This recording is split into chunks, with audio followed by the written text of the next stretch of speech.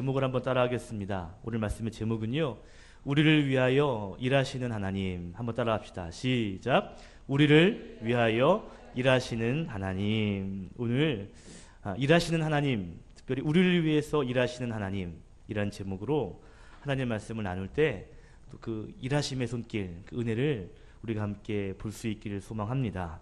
자, 우리가 오늘 우리가 룻기의 말씀을 수요일마다 묵상하는데요. 1장 22절에 보니까 이제 룻과 시어머니가 베들레헴으로 돌아왔지요. 그때가 보리를 추수하기를 시작하던 때였다라고 그랬습니다. 이제 룻이 나가서 이삭을 줍는데 그 줍는 곳에서 우연히 보아스를 만나게 되죠. 그 밭이 보아스의 밭이었습니다. 그게 2장 3절입니다. 우리가 지난주에 보았듯이 이 보아스가 룻에게 큰 호의를 베풀어 주지요.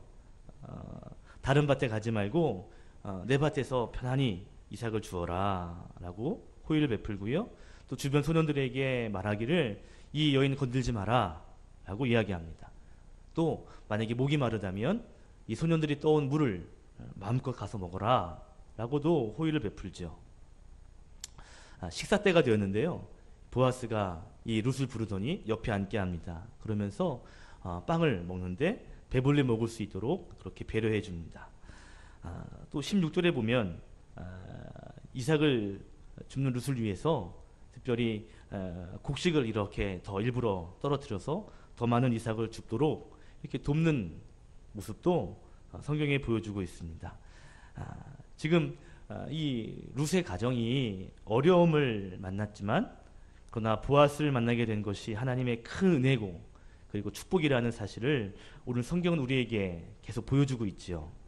자, 오늘 우리가 읽은 본문 17절 말씀 보니까요. 오늘 룻이 밭에 나가서 이삭을 줍습니다. 이것을 떤다라는 것을 탈곡한다는 얘기인데요. 탈곡해 보니까 보리가 한 에바를 가지게 되죠. 그리고 시어머니에게 돌아갑니다. 18절에 보니까 이제 성읍에 들어가서 시어머니에게 이 주워 온 이삭 이것을 보여주고요. 시어머니와 함께 배부르게 먹었다라고 이야기하죠. 자, 이렇게 먹은 후에 19절 보니까 시어머니가 룻에게 묻습니다. 오늘 이렇게 많은 것을 어디서 주워왔느냐? 어디서 일했느냐? 라고 묻지요. 그랬더니 룻이 대답합니다. 오늘 저를 밭에서 일할 수 있도록 도와준 사람, 그 사람 있는데 바로 보았습니다 라는 이야기를 합니다. 자, 오늘 성경에 보시면 룻의 시어머니가 룻에게 너 어디서 일했느냐 라고 이야기하죠. 여러분, 이삭을 주운 사람이 누굽니까? 이삭을 지금 주워가지고 왔잖아요. 누가 주웠어요? 룻이 주워왔지요. 그럼 누가 일한 겁니까? 룻이 열심히 일한 거죠. 오늘 보니까 저녁까지 일했다 그랬거든요. 자, 그런데 그 룻이 일할 수 있도록 배려해 준 사람은 누군가요? 누구라고 말합니까? 어머니에게 말하기를 보아스라고 말합니다. 자, 보아스가 그렇게 일할 수 있도록 배려해 주었죠. 자, 그렇다면 이렇게 룻이 이렇게 배려할 수 있는 보아스를 만나게 한 그분은 또 누굴까요? 당연히 하나님이십니다. 이게 참 중요한 것 같아요. 룻이 보아스를 우연히 만난 것 같지만 사실 하나님의 놀라운 섭리와 계획 그것이 있었기 때문에 가능했다라는 것입니다. 하나님은 지금 룻을 위해서 일하고 계시는데 특별히 오늘도 우리를 위해서 일하고 계시다라는 것이죠. 할렐루야. 하나님이 일하신다는 거예요. 오늘 룻이 열심히 일해가지고 주운 것 같지만 그러나 그렇게 밭을 가게 한 것도 보아스를 만나게 하신 것도 이렇게 충분한 곡식을 얻을 수 있게 하신 것도 보면 하나님의 일하심 가운데 있었다라는 것이죠. 여러분, 우리가 말하는 할 때 하나님의 일하심이라는 이 개념이요 사실 굉장히 쉬운 개념이 아닙니다. 우리는 하나님이 일하십니다라는 것을 대해서 쉽게 표현하지만 사실 신이 일한다라는 개념이 쉬운 개념이 아닙니다. 세상의 이치로 보면 신과 인간이 있을 때 인간이 신을 위해서 일하는 것이지라고 생각을 하거든요. 그런데 신이 우리를 위해서 일한다라는 개념은 사실 굉장히 어려운 개념이에요. 우리는 익숙한 개념이지만 쉽지 않은 개념이에요. 자, 신이 있고 인간이 있는데 신이 인간을 위해 일한다. 여러분, 주인과 종이 있는데 주인이 종을 위해서 일한다라는 개념이 쉬운 개념은 아닙니다. 이러한 논리가 쉬운 논리가 아니거든요. 그런데 성경은 우리에게 계속 말해주는 것이 뭐냐면 하나님은 우리를 위해서 일하시는 분이다 라는 것입니다. 하나님의 일하심을 좀 쉬운 말로 풀어보면 이런 것이죠. 하나님이 우리를 도우신다, 또는 하나님이 우리를 인도해 주신다, 하나님이 우리를 위하여 대신 싸워주신다, 하나님이 우리에게 때마다 시마다 좋은 것을 주시고 공급하신다. 이 모든 이야기들을 합하면 그것이 하나님의 일하심이 되는 거죠. 하나님이요? 지금도 우리를 위해서 일하시는 줄로 믿습니다. 성경은 하나님의 일하심에 대해서 말해주고 있는 책입니다. 여러분, 이스라엘 백성들이 애굽에서 나와서 광야에 있을 때 그 백성 앞에 불기둥과 구름기둥이 그들을 인도해 가죠. 하나님의 인도하심이죠. 수많은 전쟁 가운데 이스라엘 백성들을 위해서 대신 싸워주시고 이기게 하시는 것, 이게 하나님의 일하심입니다. 특별히 하나님의 일하심이 많이 기록되어 있지만 그 가운데 가장 놀라운 일하심이 뭔가 하면 두 가지요. 하나는 하나님의 임마누엘 하심이에요. 우리와 함께 해주심, 우리와 동행하심, 이것이 하나님의 놀라운 일하심입니다. 또 한 가지 놀라운 일하심은요, 바로 십자가의 일하심입니다.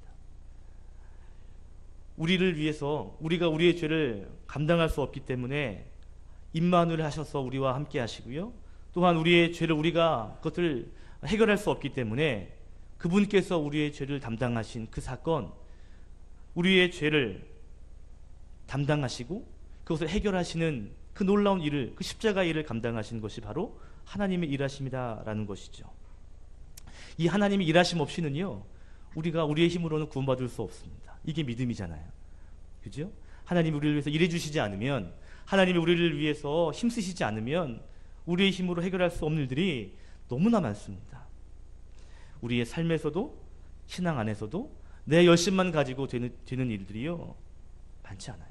물론 있지요. 그러나 부족합니다. 그래서 우리는요, 하나님의 일하심이 필요한 존재들입니다. 감사한 것은 그 하나님이 지금도 일하신다는 거예요. 그리고 그 일하시기를, 우리를 위해서 일하시는 것을 즐거워하신다라는 것입니다. 이게 참 은혜죠. 여전히 우리를 위해서 일하시기를 원하시는 그 하나님의 마음이 은혜라는 것입니다.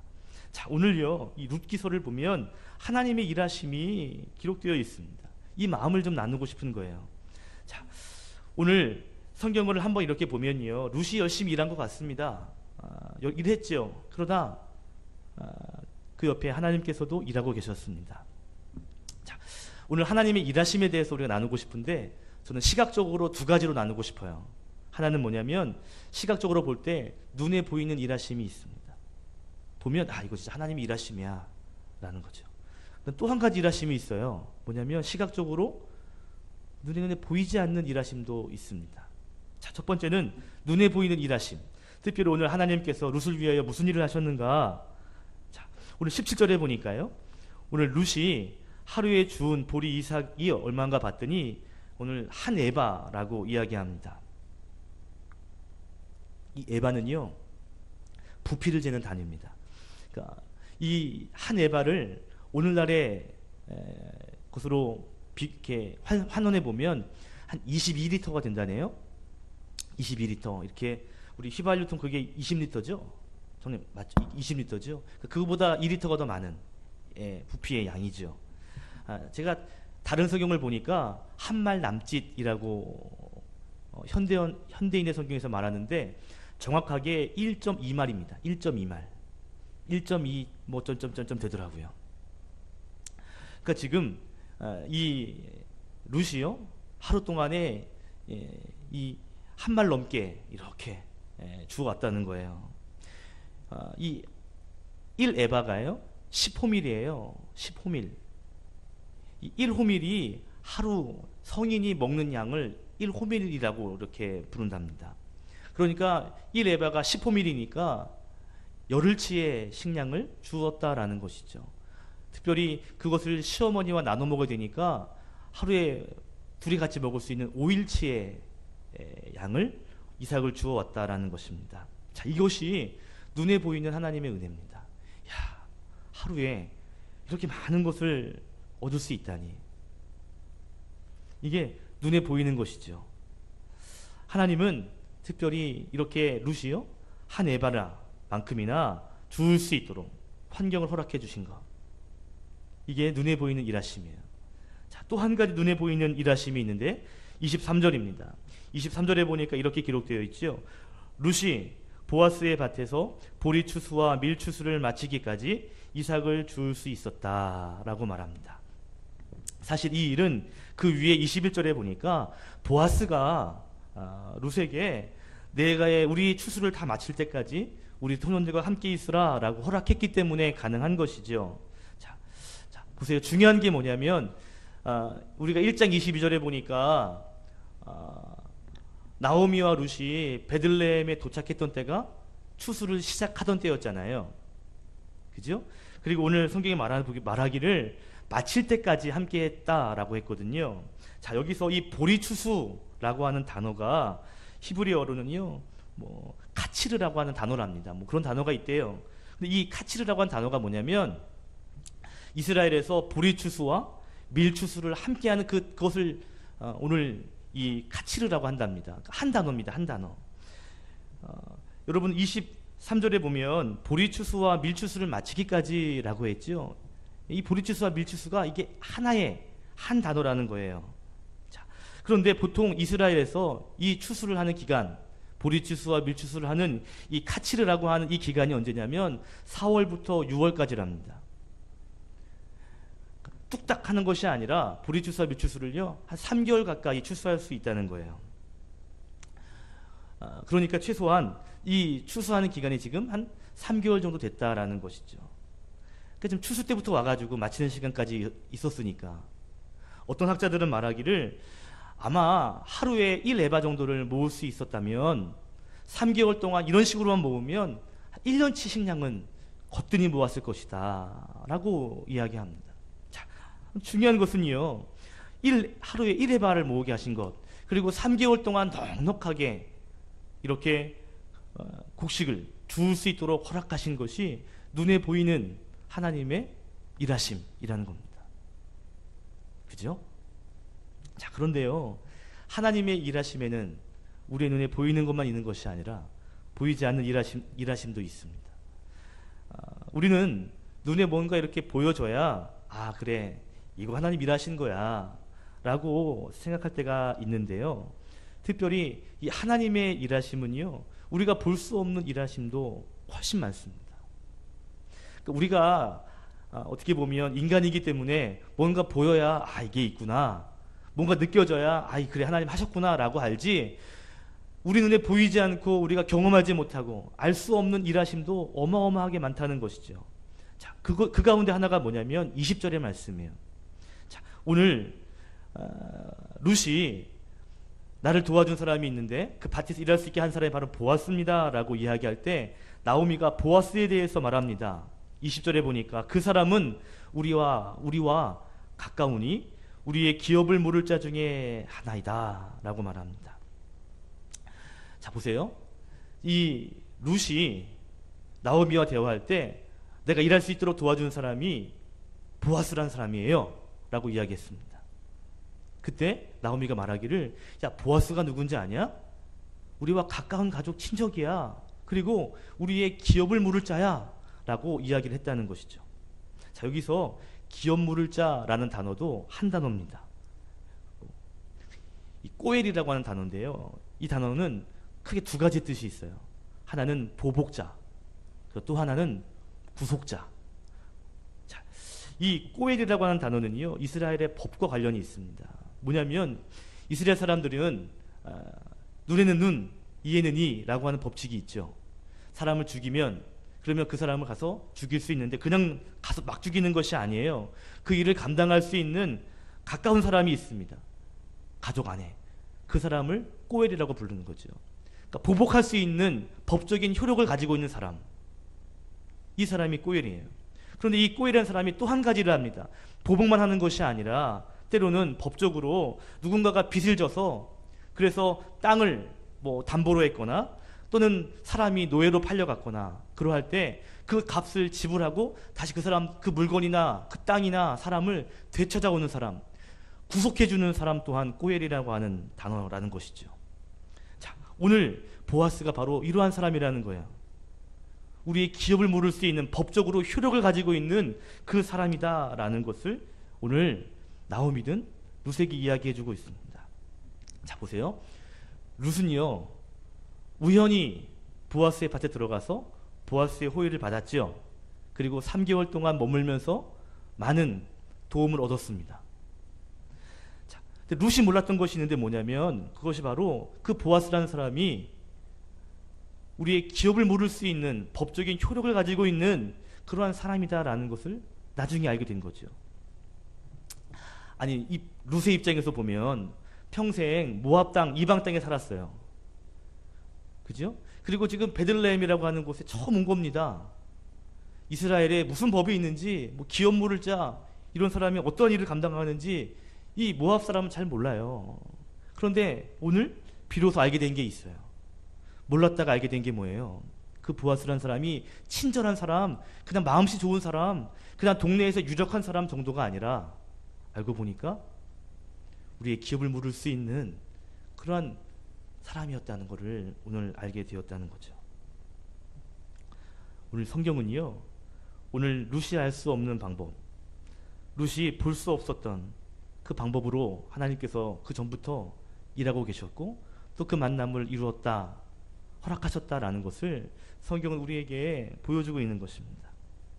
자, 중요한 건 뭐냐면 그렇게 하나님이 일하시는 그 하나님인데 그 하나님이 지금도 우리의 삶에서 일하신다는 거예요. 아멘. 때로는 우리가 눈으로 경험으로 볼 때가 있죠. 야, 하나님 일하신다. 야, 이건 정말 하나님 놀랍다, 감사하다라고 하는 일들이 눈에 있습니다. 그죠? 그럴 때 우리는 야, 정말 하나님 일하셨어, 감사해 라고 고백해요.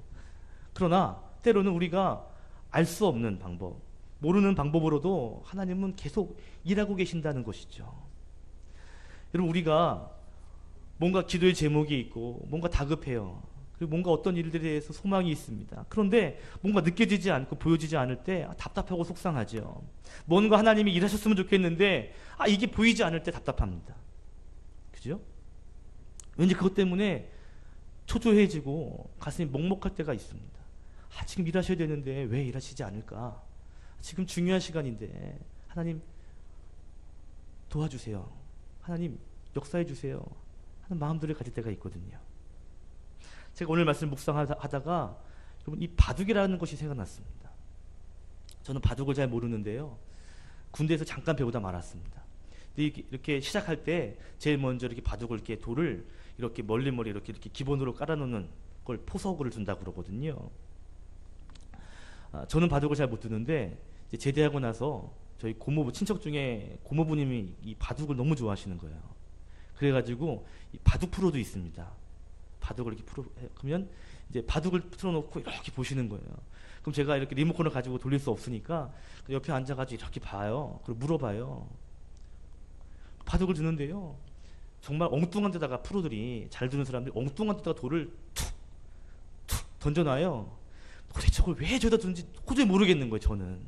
근데 옆에 계신 또 설명을 막 하면 저희 고모부는 그래, 야, 이래요. 도저히 모르겠는데 도대체 저기 왜 있는지 모르겠는데 거기에 툭툭 두는 걸 보게 됩니다. 아무리 봐도 모르겠어요.